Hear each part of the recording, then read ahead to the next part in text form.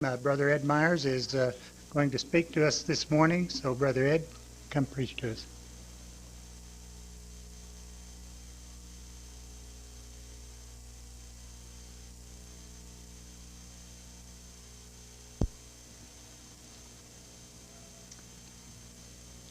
You know, Annis, I'm really starting to become annoyed. It seems that the freelance preacher from Nazareth, of all places, has been stirring things up in Galilee. He's been making the rounds of the synagogues up there.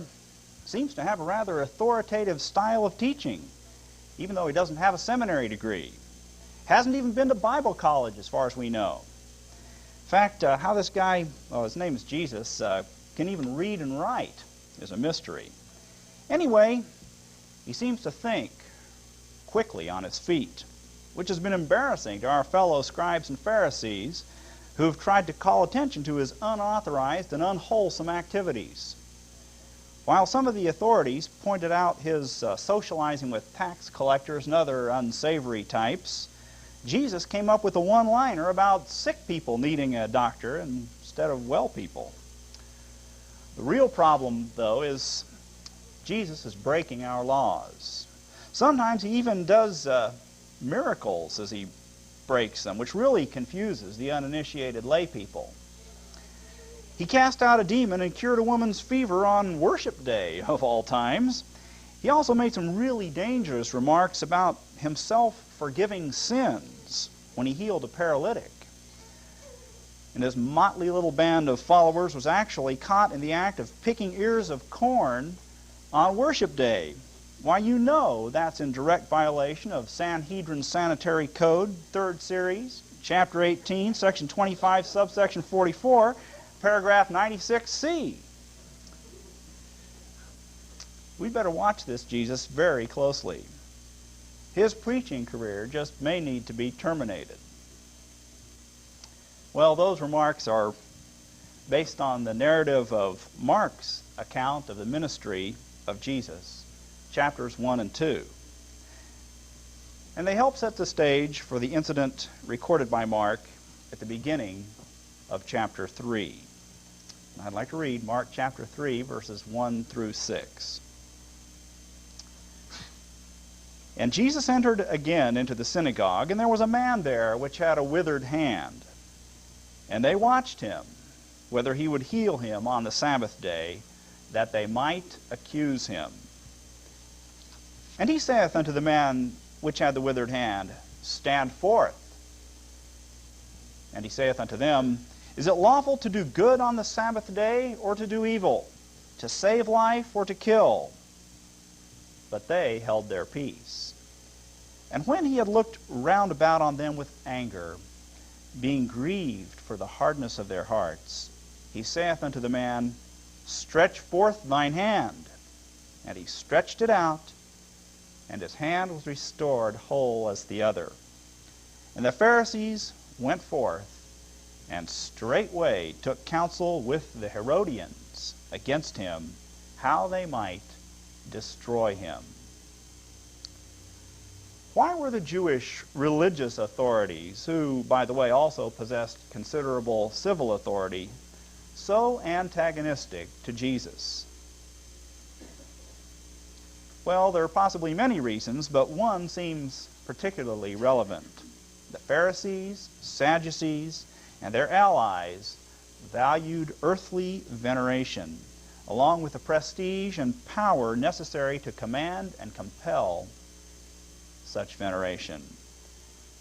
That they included political operatives, the Herodians, in their anti-Christ conspiracy indicates that they were shrewd practitioners of power wielding. That they regarded their own rules and traditions as equal to God's revealed law indicates that they arrogated to themselves authority which belongs only to God. So, of course, when God's real anointed one came along, there simply wasn't room for him and them both. As Jesus told them in John 5, verses 41 through 44, I receive not honor from men, But I know you, that ye have not the love of God in you. I am come in my Father's name, and ye receive me not. If another shall come in his own name, him ye will receive. How can ye believe, which receive honor one of another, and seek not the honor that cometh from God only? As is typical with those who seek power and prestige, the Jewish religious leaders were of a decidedly elitist mentality. Jesus pointed to their elitism in his parable of the Pharisee and tax collector, where the Pharisee prays, God, I thank thee that I am not as other men are. Luke 18, verse 11. They viewed themselves as exclusive discerners and dispensers of truth. Note their sentiments in John chapter 7, verses 45 and following, when they dispatched a police team to arrest Jesus. Then came the officers to the chief priests and Pharisees, and they said unto them, Why have ye not brought him? The officers answered, Never man spake like this man. Then answered them the Pharisees, Are ye also deceived? Have any of the rulers or of the Pharisees believed on him? But this people who knoweth not the law are cursed. Or their sentiments when they vented their wrath on a man whom Jesus had healed of congenital blindness in John chapter 9, verses 30 through 34. The man answered and said unto them, Why, herein is a marvelous thing, that ye know not from whence he, that is Jesus, is. And yet he hath opened mine eyes. Now we know that God heareth not sinners, but if any man be a worshipper of God, and doeth his will, him he heareth. Since the world began, was it not heard that any man opened the eyes of one who was born blind? If this man were not of God, he could do nothing. They answered and said unto him, Thou wast altogether born in sins, and dost thou teach us? And they cast him out. Obviously, the Jewish religious leadership, the scribes and Pharisees, the upper echelon priests, and the Sadducees were, for the most part, no fans of Jesus. In fact, we commonly take them as arch examples of big, bad unbelievers. But there was another group which also proved unresponsive to our Lord. Watch with me a scene unfolding on a mountain in Galilee. As evening draws on, a great multitude is being seated around an amazing healer and teacher, none other than Jesus. Jesus takes 5 loaves of bread and 2 fish, raises his eyes, pronounces a blessing of thanksgiving, and distributes portions of the flesh and bread to his 12 assistants. What happens over the next half hour or so is truly extraordinary. As the broken loaves and fish are passed from hand to hand, the bread and flesh seemingly multiply themselves until perhaps 15,000 people have been comfortably fed. From our sophisticated 20th century viewpoint, we would estimate that perhaps 3,000 pounds or more of bread and fish materialized out of thin air during this miracle. And, being really with it here and using Einstein's mass energy relation, we estimate that the energy involved in this materialization is equal to producing 35 trillion kilowatt hours of electrical energy. This is roughly the same, by the way, as the total electrical energy used in the entire United States in 13 years. But I imagine that even without Einstein's mass energy relation, the multitudes around Jesus realized that something unusual happened, and that Jesus was a very special person. In fact, with his special powers, Jesus could solve all their problems. He had healed many of their diseases. He can turn famine into feast instantly. Well, this is better than universal health care and food stamps put together. Let's make Jesus our king. One of Jesus' assistants that day, John, in his account of Jesus' life, tells us what happens next. What happened next in chapter 6, verse 14. Then those men, when they had seen the miracle that Jesus did, said, "This is of a truth that prophet that should come into the world." When Jesus therefore perceived that they would come and take him by force to make him a king, he departed again into a mountain himself alone. How strange! In contrast to the leading priests, here was a group who confessed him as Messiah, that prophet. Yet Jesus refused their sponsorship. Why? Well, John records Jesus' reasons in chapter 6, beginning at verse 26.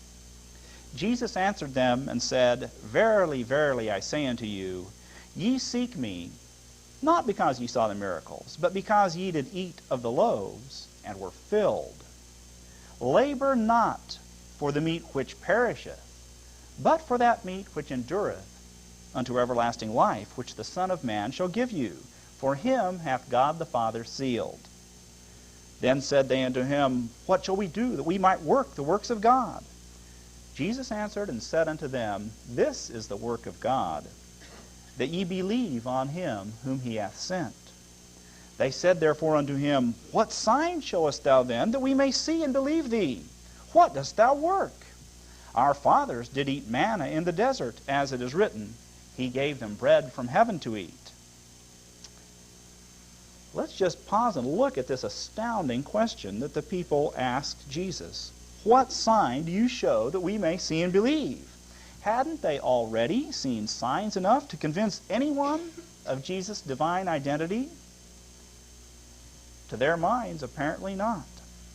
No, they were living by bread alone.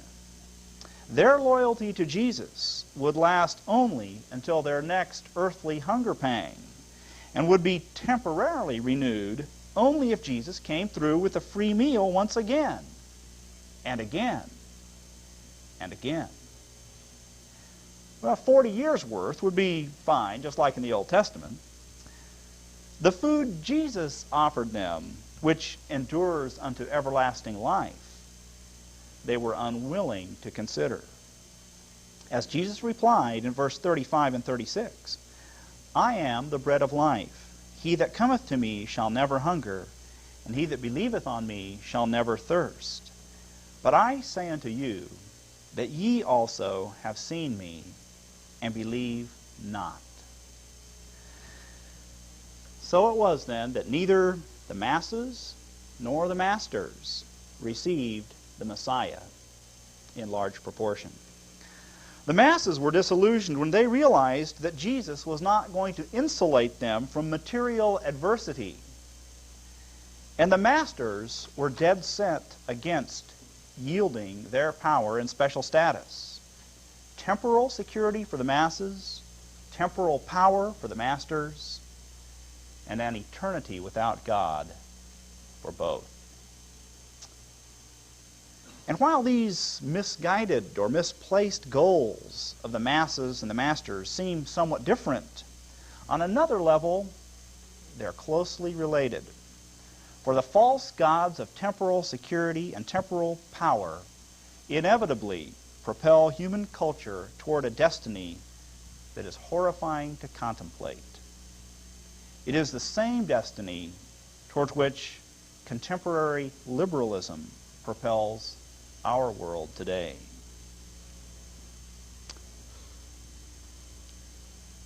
Well, I've introduced a term, liberalism. What is liberalism?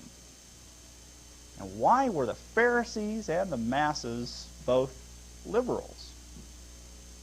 Is liberalism an economic system? Is it a system for addressing the production, distribution, and consumption of goods and services? No. Is it a political system, an approach to governmental process, structure, and function? No. How about a cultural system, a perspective on the arts, sciences, and public institutions? No. Liberalism is a relational system. It's a program for redefining and redirecting the entire spectrum of human relationships. It is out of these redefined and redirected human relationships that the economic, political, social, cultural, and moral elements of liberalism spring. And we're going to take a look at 3 different doors that open up into liberalism. The front door, the back door, and the trap door. Well, the front door. Let's look at the front door to liberalism. You know, liberals approach life with the idea that freedom is a very desirable goal. Freedom. Freedom to do this, freedom to do that, freedom to be unconstrained, freedom to leave off the ancient, worn-out customs, traditions, dogmas, morals of the old folks, the preachers, the teachers, the little-minded people, you know, and to experience your full potential. Freedom too. We don't want to forget, though, that freedom too also means freedom from. And the freedom that the liberal desires essentially is the freedom from relationships. Freedom from relationships. Liberals like to tell us that we should be free to determine our own set of values, that we live in a pluralistic society, in a pluralistic world, and that every youngster growing up should have a blank slate and look around him and decide for himself what values fit him and what values he's going to adopt for his life.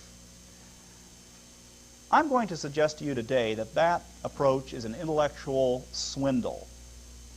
That there are not, as the liberals would have us presume, millions of sets of values out there, and that you can invent the 1,000,001st set of values at your pleasure, whatever turns you on.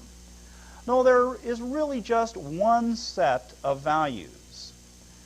There is only one norm of human conduct which allows stable, long-term, trusting relationships between human beings to thrive. And that is the set of values which is given to us shorthand in the 10 Commandments. You simply can't have a long-term, fulfilling, liberating relationship with another person if that person is stealing from you whenever they want to, or if you're stealing from them, or if that person doesn't tell you the truth, or if that person covets everything you've got.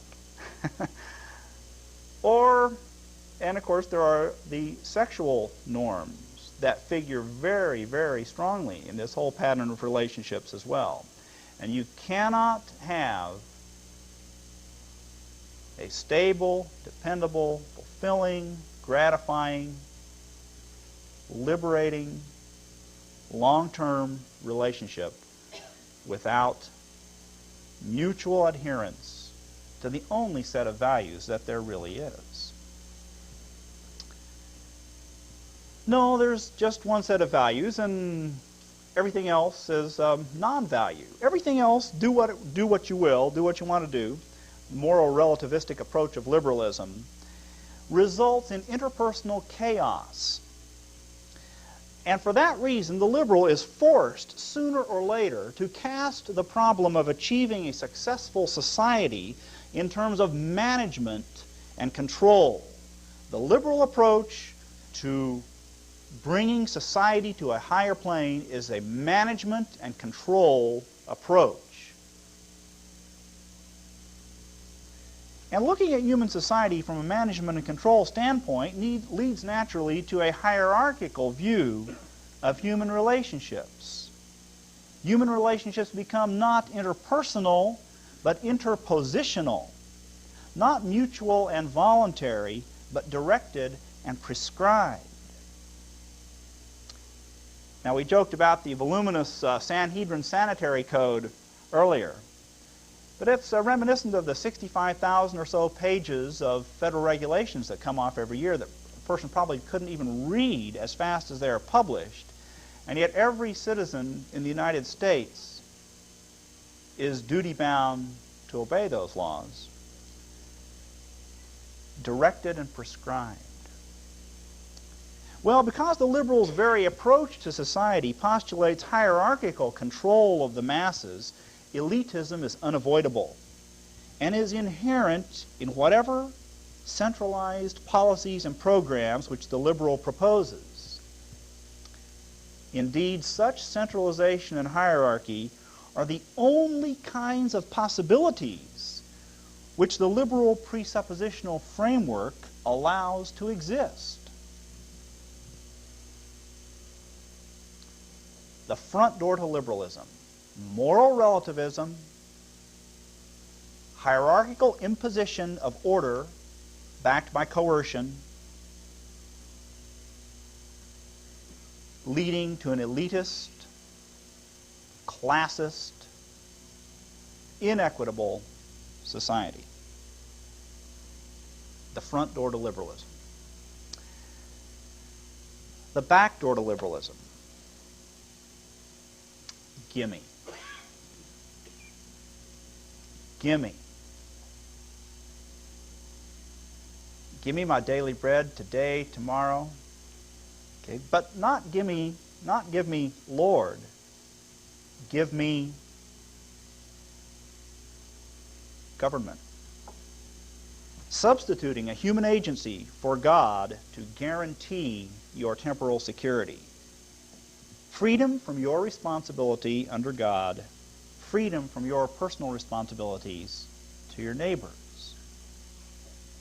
Let's make the system work so that charity is automatic, so that I don't really have to worry when Bill over here breaks his leg and is laid up for a while.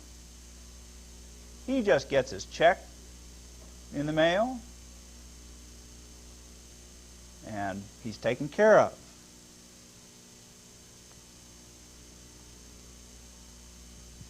Life is too hard for me to deal directly with the reality of this world. Genesis chapter 3, verse 19. Reality, reality. In the sweat of thy face shalt thou eat bread till thou return unto the ground, for out of it thou wast taken, for dust thou art, and unto dust thou shalt return. Work. It's a fact of life. Work was even a fact of life before the fall of man, incidentally. They were given work to do to dress and keep the Garden of Eden. Maintenance and enhancement of a creation fresh from the hand of God. Amazing. Amazing that human beings could take a creation fresh from God's hand and yet enhance it by labor. That is absolutely mind-boggling. But today, of course, there's the additional element of toil with our work. There is insecurity in this life. There are setbacks. All the more reason that the unique set of values, which are referred to, of truth, honesty, biblical morality, faithfulness, worship of God,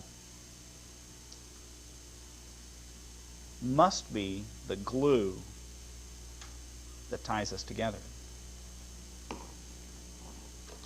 The back door to liberalism. Well, I say the back door. The delegation, the abdication of my personal responsibilities to get a free lunch. The back door to liberalism. Now how about the trapdoor to liberalism? The trapdoor to liberalism is the door of misguided good intentions. And this is a peculiar avenue into liberalism which unfortunately can trip us up, particularly as adherents to the Christian faith, if we're not careful. The alleged moral justification of liberalism goes something like this. People are out there suffering. Some of us other people aren't suffering. In fact, we perhaps have more than we're able to use right at the moment. That's unfair.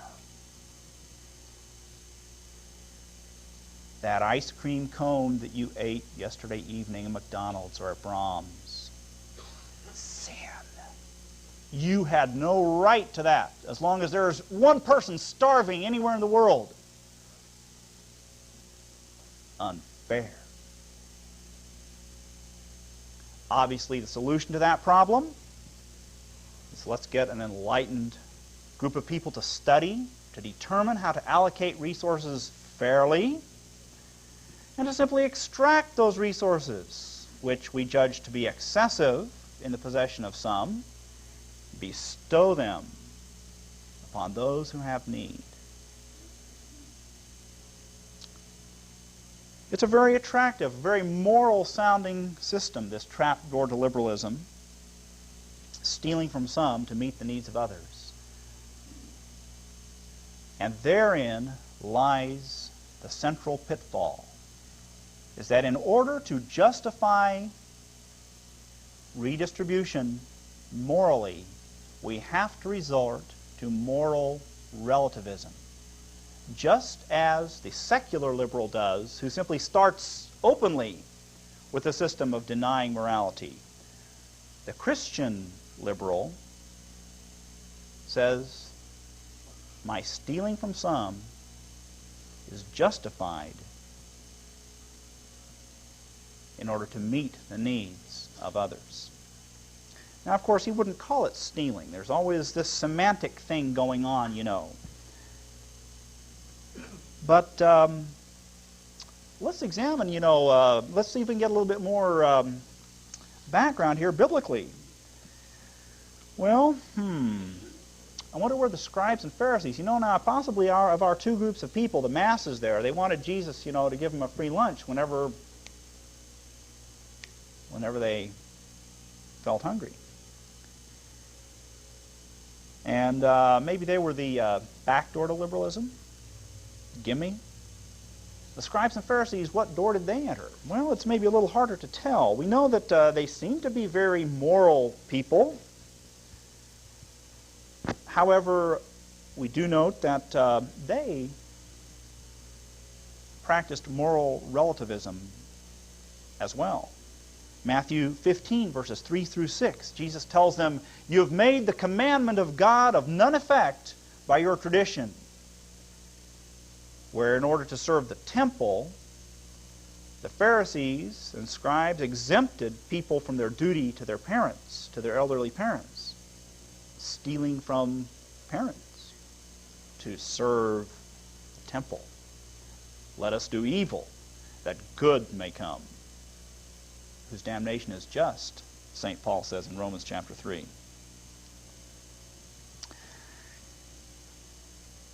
In addition, the Pharisees had a number of other grave moral faults.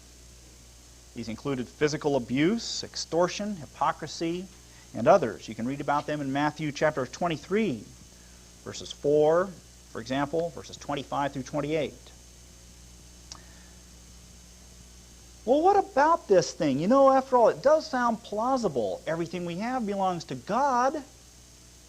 If we're not doing our stewardship right by giving properly when we see needs around us, as we're exhorted to do, does that maybe maybe somebody ought to come in and take something away and give it. The dominion mandate, Genesis chapter 1, Okay, was given to mankind. Replenish the earth, subdue it, have dominion.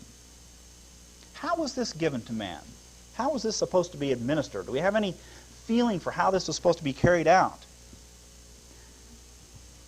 Well, I would suggest to you that the 5th, 8th, and 10th commandments, which enjoin honoring father and mother, which prohibit stealing, which prohibit coveting, indicate to us that the dominion mandate was to be carried out in humankind through individual and familial administration. You really can't say, thou shalt not steal, unless you presuppose that there is such a thing as private property.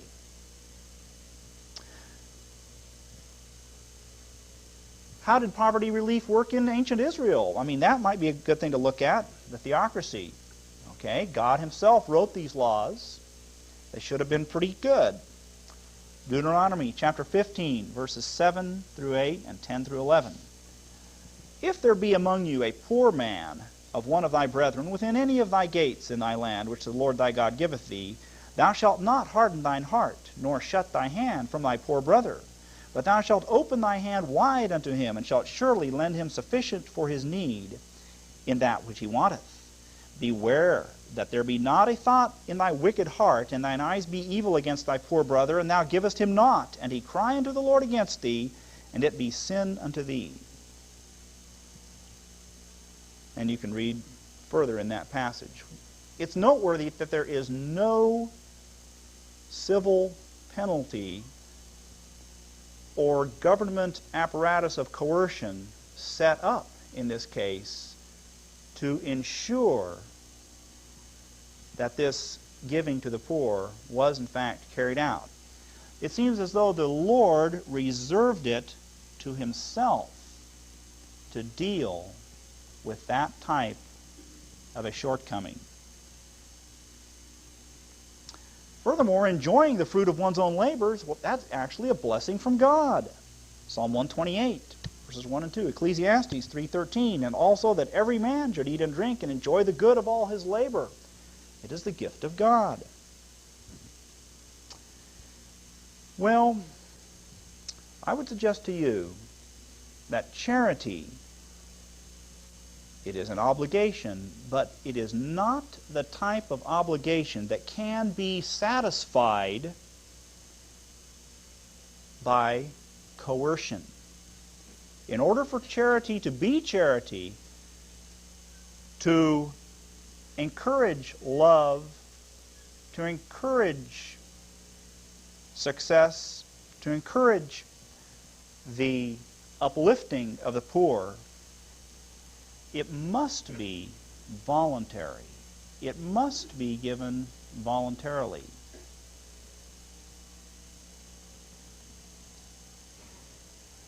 Well, that was, we're saying that that is a trap door to liberalism. That if we're not very careful, we can overstep the bounds of moral relativism, break God's laws for society, and self-righteously think that we're doing good when really we're simply furthering a liberal agenda. And of course you know that liberalism must be bad, right? Anything with the label liberalism. Anyway. Well, you know, this is one. There's one more thing though that we have to look at, and that, you know, is this nagging question of why do some people have more than others anyway? The unfairness doctrine and the marketing of liberalism. The unfairness doctrine says, I always wanted blue hair, but I've got green hair. That's unfair. Timmy lives in a 2-story house, and he has a swimming pool. I just got this old plastic thing in my front yard. That's unfair. Timmy isn't any better than I am. That's unfair. Oh, it's unfair. Unfair. The unfairness doctrine poisons the possibility of thankfulness. It breeds instead a bitter, resentful, you owe it to me attitude, which short-circuits an appreciation for God's grace. It also helps begin the process of spiritual degeneration detailed in Romans chapter 1. For when they knew God, they glorified him not as God, neither were thankful. The unfairness doctrine undercuts the validity, value, and richness of all human experience and circumstances. You can be a happy person and lead a tremendously valid and fulfilling life even though you don't have a two-story house and a swimming pool in the ground, okay? And there are millions of people who have done that and are doing that this very day. You see, the liberal relegates the person who they would judge as being unfairly endowed or treated. They relegate that person de facto to an unfulfilled, miserable life. Terribly, terribly false notion. No, the unfairness doctrine poisons a long-term, persevering outlook, replacing it with a shift the blame, I can't do it attitude. But you know, the unfairness doctrine is what the moral liberal, the liberal who goes in by the back door and says, I want to be a liberal because liberalism is a way to do good. By preaching the unfairness doctrine is how that backdoor liberal markets liberalism. Okay, I guess that's really the trapdoor liberal, I should have said. Okay, who believes that liberalism is a morally positive system. He markets liberal by preaching to the masses, saying it's unfair. It's unfair that you haven't got this or that or the other, and that X, Y, Z over here has it. Jesus was once asked to divide an inheritance, which perhaps, and we perhaps can assume it was, distributed unfairly. Master, speak to my brother that he divide the inheritance with me. Jesus answered, Man, who made me a ruler or a divider over you? Take heed and beware of covetousness. For a man's life consisteth not in the abundance of the things which he possesseth.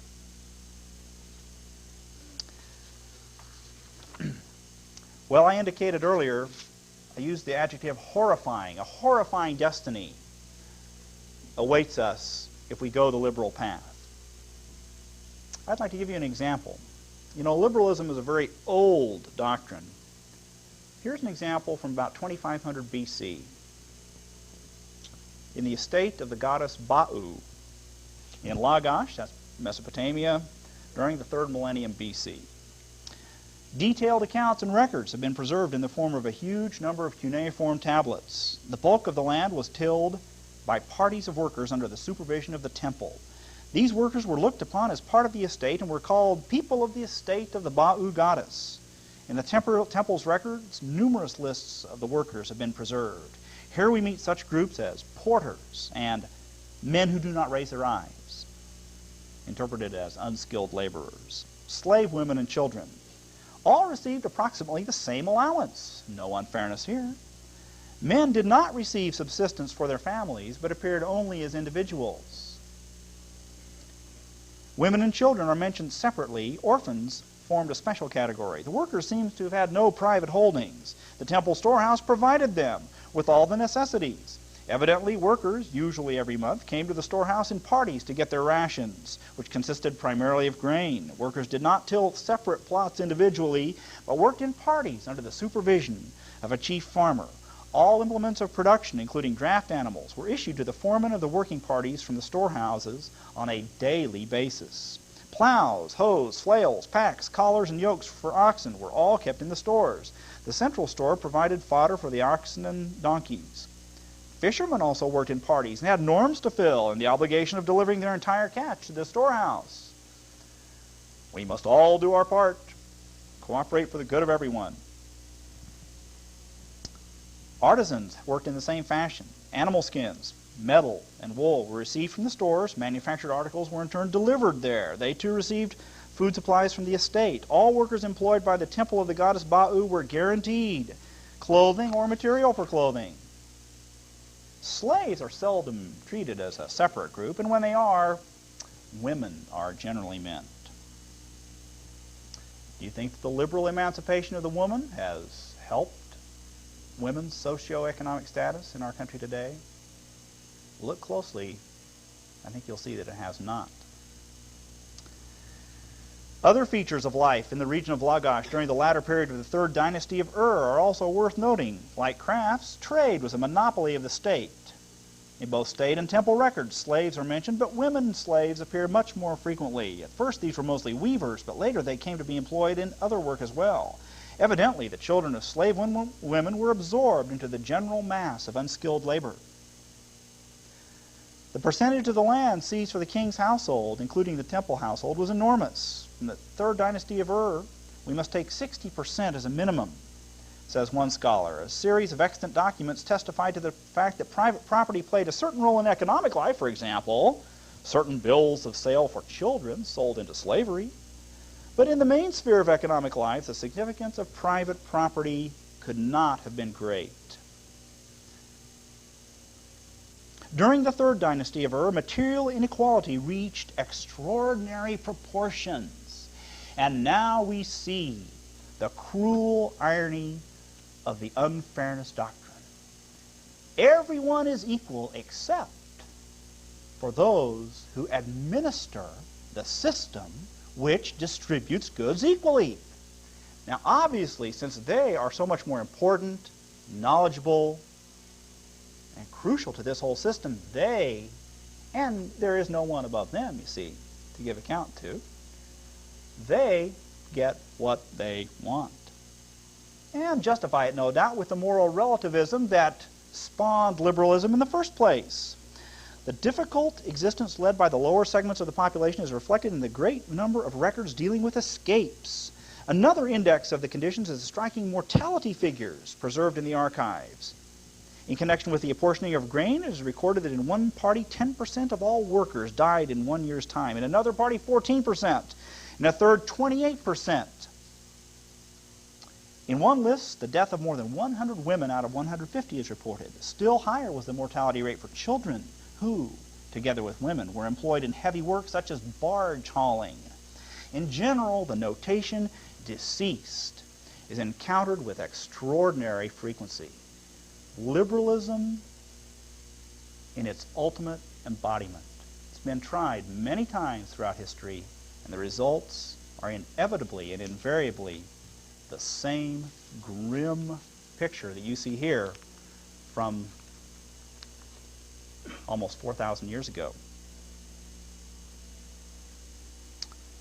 Well, the fundamental mistake I would suggest to you in the Pharisees, the masses, and the morally misguided liberals is the mistake of attempting to free themselves from relationships which God has established for people to function within.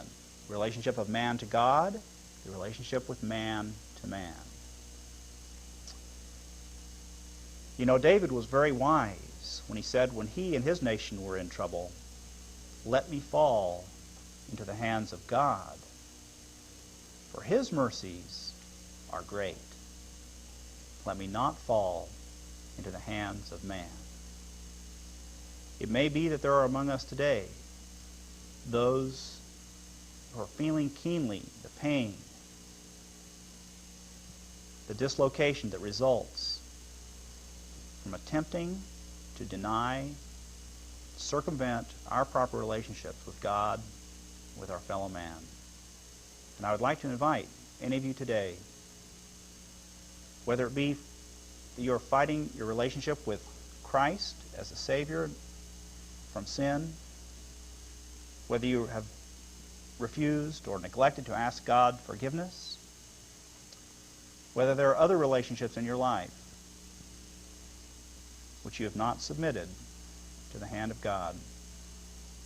You're invited this morning to do that as we sing our invitation hymn. That'll be